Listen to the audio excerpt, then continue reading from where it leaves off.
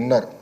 ఒక 5గురిని లాగేస్తే ఆయనకు 18 లేదంటే 17 మందో ఉంటారు. అప్పుడు ఆయనకు ప్రతిపక్ష నాయకుడి స్టేటస్ కూడా ఉండదు అని స్వయంగా జగన్మోహన్ రెడ్డి గారే హౌస్ సాక్షిగా చెప్పారు అధ్యక్ష.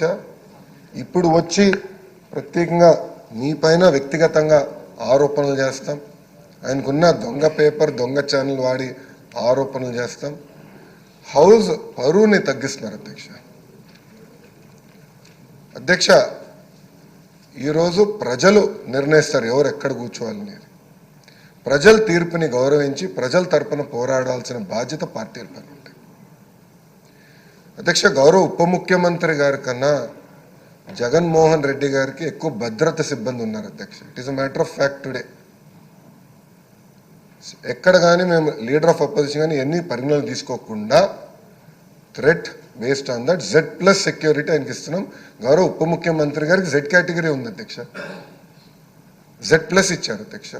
అంటే ప్రభుత్వం చాలా క్లారిటీగా వ్యక్తిగత విభేదాలకు వెళ్ళేదేం కాదు. As per requirement we will provide. But చట్టం చాలా క్లియర్గా చెప్తే మీకు హోదా రాదు అని చట్టం చెప్తే హోదా కావాలి, చట్టాన్ని మీరు ఉల్లంఘించండి అని చెప్తాం. చాలా చాలా బాధాకరం. ఆయనకు అలవాటు చట్టాలను ఉల్లంఘిస్తాం, అది తీసుకొచ్చి ఈ హౌస్ పైన రుద్దుతాం. ఆ సాక్షి పత్రిక ద్వారా రాస్తాం. నిజంగానే చాలా చాలా బాధాకరం అధ్యక్ష. ఎందుకంటే సీనియర్లు ఇప్పటికే మనోహర్ గారు మాట్లాడారు. తప్పనిసరిగా దీన్ని సీరియస్గా హౌస్ అందరం తీసుకోవాలి. ఎందుకంటే ఇది ప్రాక్టీస్ కింద అవ్వకూడదు అధ్యక్ష. రేపు ఏ పార్టీ అధికారంలో ఉన్నా ప్రతిపక్షంలో ఉన్నా ఈ ప్రాక్టీస్ కరెక్ట్ కాదు.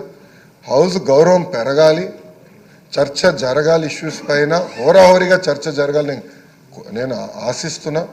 అప్పుడే మెరుగైన చట్టాలు మనం తయారు చేయగలుగుతాం, చట్టాలు కావాల్సిన సవరణలు తీసుకురాగలుగుతాం అని మీకు తెలుపుకుంటూ, మీరు ఏదైతే రూలింగ్ ఇచ్చారో అది అద్భుతమైన రూలింగ్ అధ్యక్ష.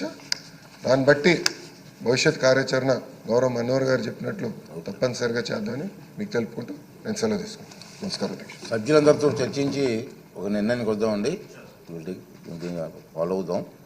ఇప్పుడు